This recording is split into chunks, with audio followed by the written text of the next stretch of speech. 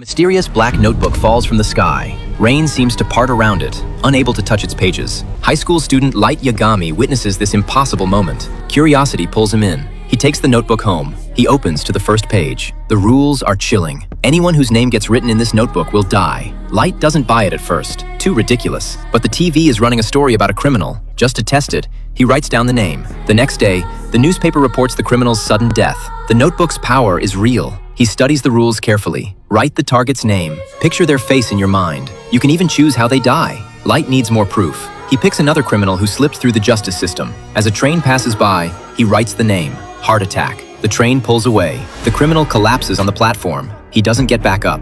Light is convinced now. He's still processing what this means when a voice breaks the silence. He looks up. A creature with massive wings hovers in his room.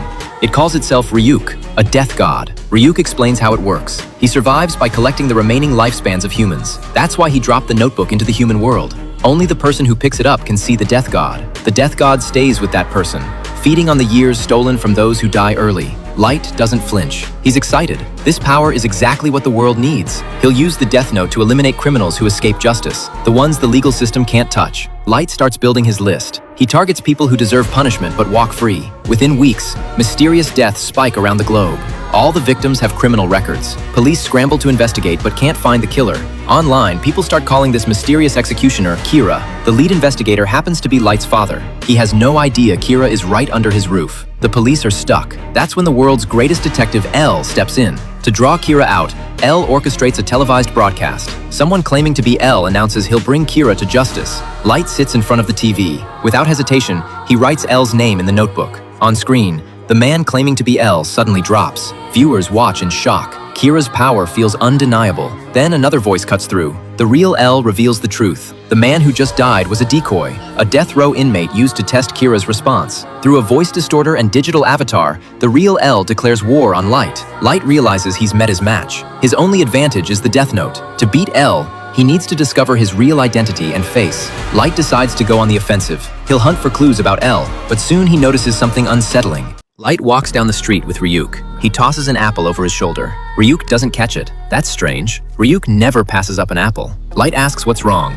Silence. Something's off. Light pulls out his phone, switches to camera mode. Through the screen, he spots someone tailing him. He keeps walking like nothing happened. Back home, Light confronts Ryuk about the person following him. Ryuk won't say, not unless Light trades half his lifespan for the Shinigami eyes. With those eyes, one glance reveals anyone's true name and remaining years. Tempting, but Light won't sacrifice his own life. He refuses. He comes up with another plan. The next day, he takes his girlfriend on a bus. The man sitting in the back row is the tail. Light calls him out directly. Why are you following me? Right then, someone storms onto the bus and hijacks the driver. Light scribbles a note and passes it to the man in back. I'll handle this. The tail clearly doesn't want Light getting involved. He stands up to stop him. Light doesn't back down. Left with no choice, the man flashes his credentials. FBI agent. Light has his name now. In the next instant, Light moves closer to the hijacker. Using the Death Note's rules, he makes the hijacker see Ryuk. The hijacker loses it, fires wildly, runs off the bus, gets slammed by oncoming traffic, dead on impact. The passengers think the hijacker snapped. They don't know Light planned every second. He'd already written the hijacker's name in the notebook.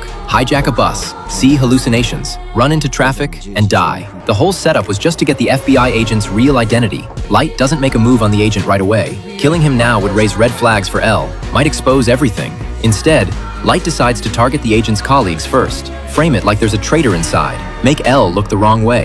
The next day, Light contacts the agent anonymously on a train. To prove who he is, Light makes a man next to the agent drop dead from a heart attack. Right there, the agent gets it. His life is completely in someone else's hands. Light forces him to write down the names of his fellow FBI agents on a prepared sheet of paper. The agent has no choice. He does it. The FBI agent finishes writing his colleagues' names under duress. Suddenly, the person threatening him drops dead. The agent stumbles out of the subway station in panic. A few steps later, he collapses too. Light had already written the agent's name in the death note. Through this carefully orchestrated chain of events, he's eliminated every FBI agent who is watching him. When police learn all their agents are dead, they turn to L for help. L finally shows his face. The legendary detective is surprisingly young. With extraordinary intelligence, L quickly formulates a new strategy. Since the surveillance agents are all dead, he'll place full monitoring on every suspect they were watching. Light is a primary suspect. His home gets loaded with surveillance equipment. Even Ryuk doesn't dare move freely inside. Light needs to clear his name. He hides Death Note pages inside a chip bag. Eating snacks casually,